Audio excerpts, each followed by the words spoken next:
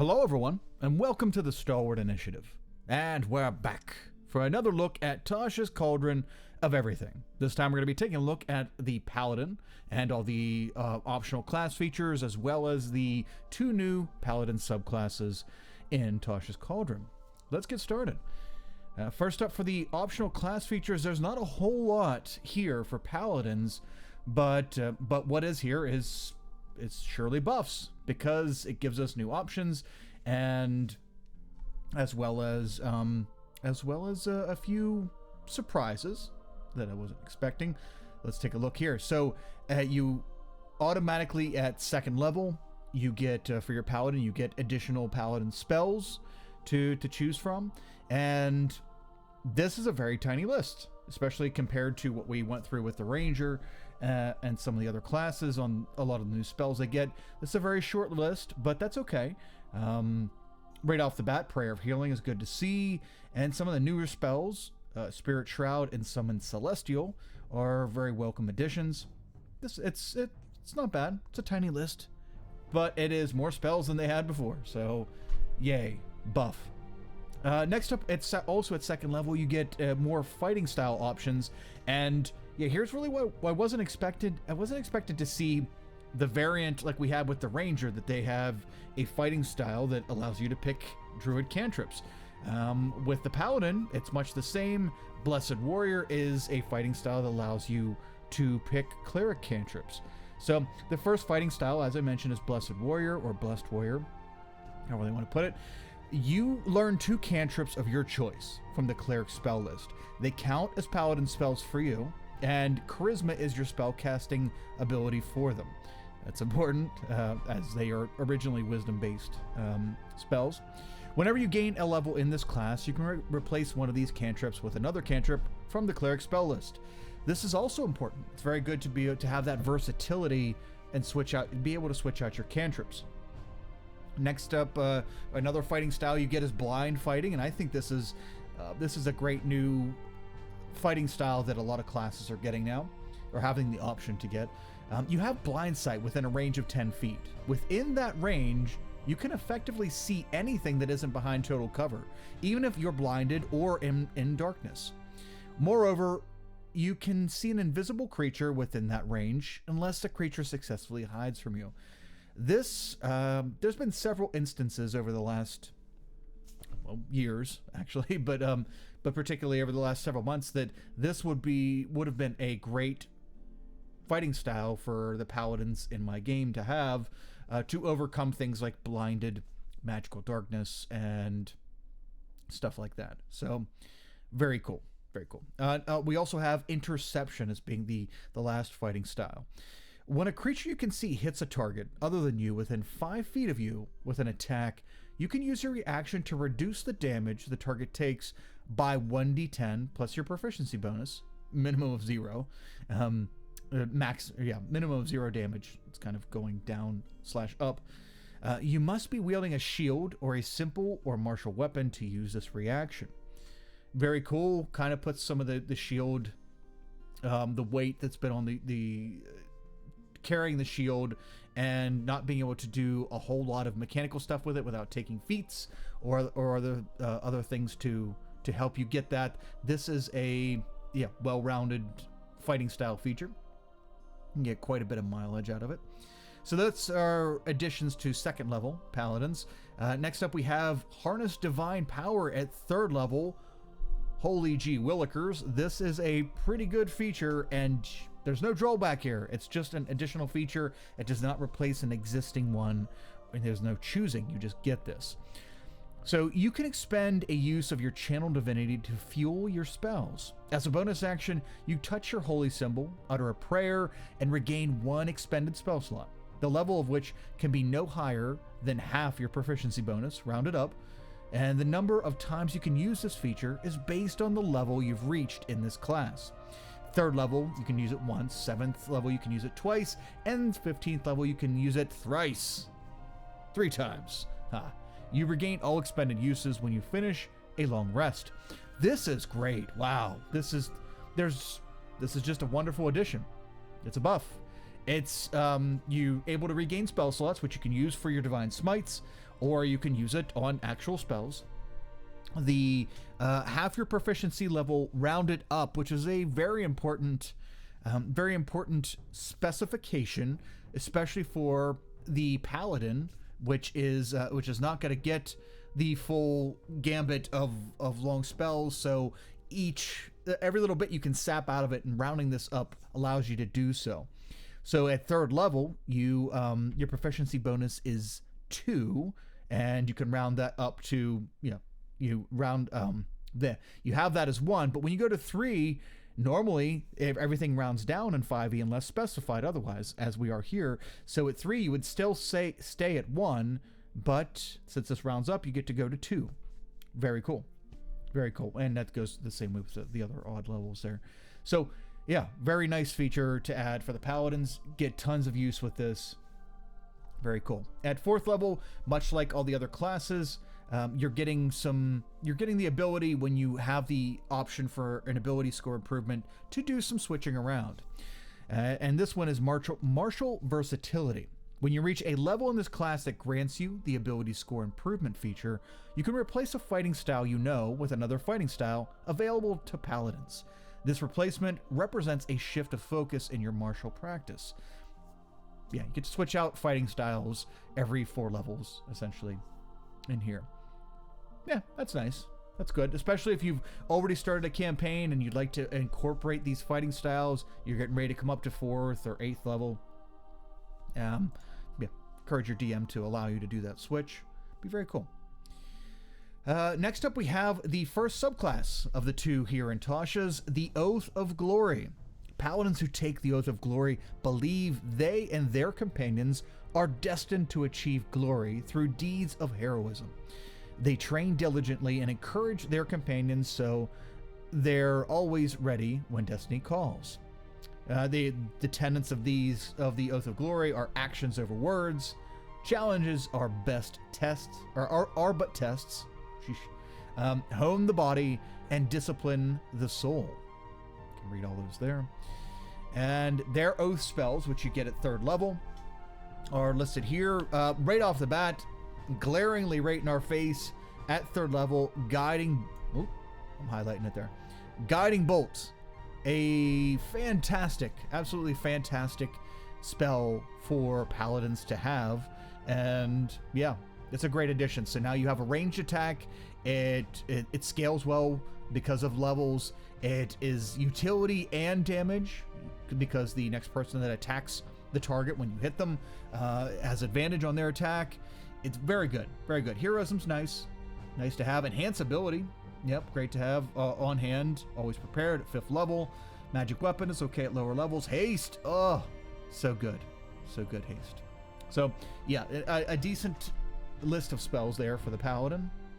Very cool. Also at 3rd level, your Channel Divinity options here with the Oath of Glory. You first get Peerless Athlete, and shout out to one of my players, Kyle, who has been using Peerless Athlete expertly in our long-running campaign. It's getting ready to finish here. Getting a lot of mileage out of a very short Triton Paladin is doing some work with Peerless Athlete. So as a bonus action, you can use your Channel Divinity to augment your athleticism. For the next 10 minutes, you have advantage on strength, athletics, and dexterity acrobatics checks. You can carry, push, drag, and lift twice as much weight as normal, and the distance of your long and high jumps increases by 10 feet. This extra distance costs movement as normal. This is great. Like I said, I've been getting a lot of mileage out of this. With grappling, escaping grappling, doing just awesome feats of athleticism. And for 10 minutes, it lasts quite a while. Very cool, nice option. The other option is Inspiring Smite. Immediately after you deal damage to a creature with your Divine Smite feature, you can use your Channel Divinity as a bonus action and distribute temporary hit points to creatures of your choice within 30 feet of you, which can include you. The total number of temporary hit points equals 2d8 plus your level in this class, divided among the chosen creatures however you like. Since it's only temp hit points, it's not actually healing, then it would be way more powerful if it was. This isn't too bad. This isn't too bad. So you're looking at when you get this feature, a minimum of 5 and a maximum of 19 when you get the feature, but that scales pretty well considering it scales with your level. So yeah, not bad. Not a bad option in a pinch. It's more combat oriented than Peerless Athlete. Both pretty useful, and that's something I can say for this subclass is sometimes with Paladins, one or both of the options for your Channel Divinity aren't that useful. But between having more options with this subclass and also the optional class feature that allows you to exchange them for spell slots, it's looking good for Paladins. So at 7th level, you get Aura of Alacrity, and you emanate an aura that fills you and your companions with supernatural speed, allowing you to race across a battlefield in formation. Your walking speed increases by 10 feet. In addition, if you aren't incapacitated, the walking speed of any ally who starts their turn within 5 feet of you increases by 10 feet until the end of that turn. Whenever you reach 18th level in this class, the range of the aura increases to 10 feet. It's a pretty small aura, but that is super useful, especially if you're trying to help companions get out and or around the battlefield. Just moving up to them and having them in the aura whenever they need to go do their movement. If you can foresee that kind of stuff going on, that's pretty good, very useful, and also helping them escape. You move up, you tank the damage, and give them extra movement to get out of danger. Very cool. Also, at 15th level, we have Glorious Defense. You can turn defense into a sudden strike. When you or another creature you can see within 10 feet of you is hit by an attack roll, you can use your reaction to grant a bonus to the target's AC against that attack, potentially causing it to miss. The bonus equals your charisma modifier, minimum of 1, and if the attack misses, you can make one weapon attack against the attacker as part of this reaction, provided the attacker is within your weapon's range. You can use this feature a number of times equal to your charisma modifier, minimum of 1, and you regain all expended uses when you finish a long rest. The AC boost is very good, very, very crucial and very good. And at 15th level, your charisma should be pretty high, unless you really don't care that much about it. But yeah, your charisma probably should be high, 3 to 5. So that's a nice boost. The attack that you get in addition to that is, I would wager, depending on what kind of fight you're in, if you're fighting a big bad and everything's really close to that one creature, then you'll get more mileage out of this than a fight with a lot of smaller creatures that you are spread out across the battlefield, and you won't be able to reach to get that hit. But hey, super useful. All right, I can dig it. The capstone for this at 20th level is Living Legend. You can empower yourself with the legends, whether true or exaggerated, of your great deeds. As a bonus action, you gain the following benefits for 1 minute. You are blessed with an otherworldly presence, gaining advantage on all charisma checks. Nice. Once on each of your turns, when you make a weapon attack and miss, you can cause the attack to hit instead. That's super useful. Oh, the smites, you can just taste them. And the third thing is, if you fail a saving throw, you can use a reaction to re-roll it. You must use this new roll. Very cool. So almost giving you an auto success on that, or advantage. But very cool. Very cool. Once you use this bonus action, you can't use it again until you finish a long rest, unless you expend a 5th level spell to use it again. I like it that they're allowing you to use your spell slots for currency. 5th level spell is your cap. That is, that's a high spell to use, but this is very good features. You have the charisma boost if you're in roleplay scenario, and if you're in combat, the attack and saving throw bonuses will help you out, and the benefit lasts for 1 minute, and you're not holding concentration on it or anything like that, so have at it. Very cool. Very cool. Next up, we have the other subclass, the Oath of the Watchers. The Oath of the Watchers binds paladins to protect mortal realms from the predations.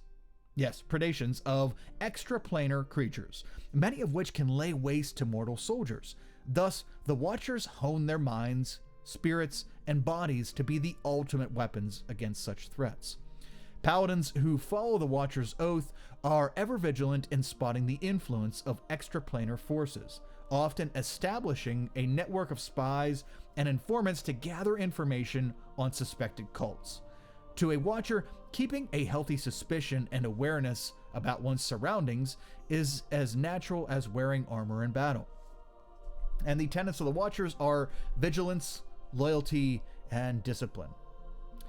And their oath spells are Alarm, Detect Magic, very good. Moonbeam, See Invisibility, Counter Spell, hello, Non-Detection, Aura of Purity, Banishment, very good. Hold Monster, and Scrying. Not a bad list there. And also at 3rd level, your Channel Divinity options are Watcher's Will, and you can use your Channel Divinity to invest your presence with the warding power of your faith.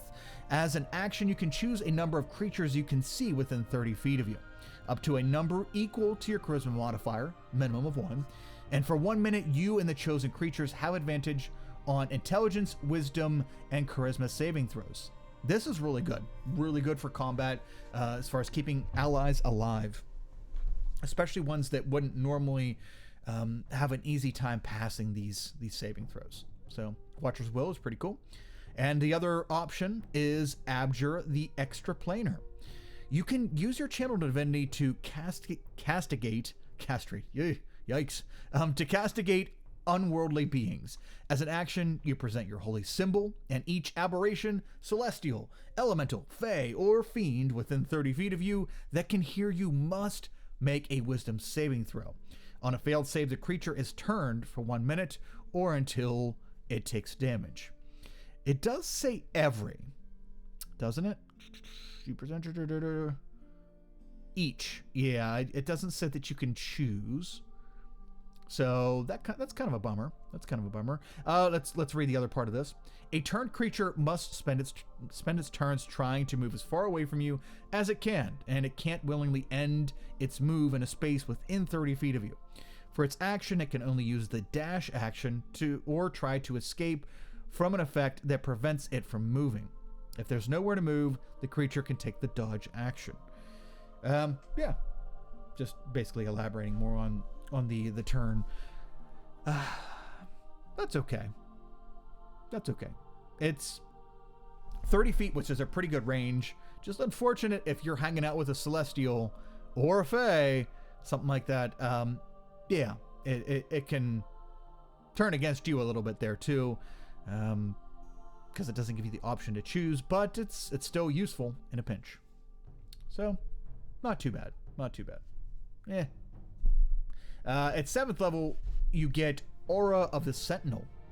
You emit an aura of alertness while you aren't incapacitated. When you or any creatures of your choice within 10 feet of you roll initiative, you all gain a bonus to initiative equal to your proficiency bonus. And at 18th level, the range of this aura increases to 30 feet. Wow, that's awesome. That's great. So your proficiency bonus is going to scale okay. Scale a little bit higher than if you used your charisma. But it's the nice part about this is it scales with your level, because proficiency bonus scales with level, total level, and not just class level. So if you started out as something else and you took like a 2 or 3 level dip into another class other than Paladin, this is not going to slow that progression down any. So very good, very nice. Very good. Okay. At 15th level, you get Vigilant Rebuke. You've learned how to chastise anyone who dares wield beguilements against you and your wards. Whenever you or a creature you can see within 30 feet of you succeeds on an intelligence, wisdom, or charisma saving throw, which you had could have boosted earlier, you can use your reaction to deal 2d8 plus your charisma modifier force damage to the creature that forced the saving throw. This is okay. It's only just dealing damage for 6 For those who succeed their saving throws, that is good because it can chain off your effect from earlier. But 2d8 plus your charisma mod isn't that big. At 15th level, that's not a huge amount of damage, though it can proc multiple times, depending on how many people succeed on that. So this could be super useful and deal quite a bit of damage, and it is force damage, so that's good. Or it could be menial if it's only proccing off one person and the roll isn't great. It's not bad. It's not a capstone, so it's okay. It's okay for what it is, but you might not see a whole lot of use out of this in a shorter campaign, or depending on what your campaign is themed like. If you're facing thugs and they're not really making you do a whole lot of saving throws, you and your allies, then it's not going to get as much use. But hey, could be. So the capstone for this is Mortal Bulwark. You manifest a spark of divine power in defense of the mortal realms. As a bonus action, you gain the following benefits for 1 minute. So now we have another 1 minute transformation capstone here. Let's see what you gain with this one. You gain True Sight within a range of 120 feet. Yikes, that is a huge range. Very cool. You have advantage on attack rolls against aberrations, celestials, elementals, fae, and fiends. And when you hit a creature with an attack roll and deal damage to it, you can also force it to make a charisma saving throw against your spell save DC. On a failed save, the creature is magically banished to its native plane of existence if it's currently not there. On a successful save, the creature can't be banished by this feature for 24 hours. Once you use this bonus action, you can't use it again until you finish a long rest, unless you expend a 5th level spell slot to use it again. This transformation starts out very strong. The True Sight, 120 feet True Sight, is useful all around, always. And the advantage on attack rolls is great, but it's only to those limited creature types. But that's still a nice array there. So that, depending on your campaign, as I mentioned before, it kind of depends on your campaign. If you're fighting these kind of creatures, this will go well. If not, then okay, that middle step is useless because you don't get advantage on, humanoids, regular humanoids, and even more so with the last feature. If you can't banish them, because they're from this realm, then that's useless as well. So as a capstone, Mortal Bulwark is I don't think that's very great. But can't win them all, I guess. So let me know what you think about all the Paladin stuff. Oh yeah, we're going back. Oh, we've already been to Ranger. I think the optional class features, and as well as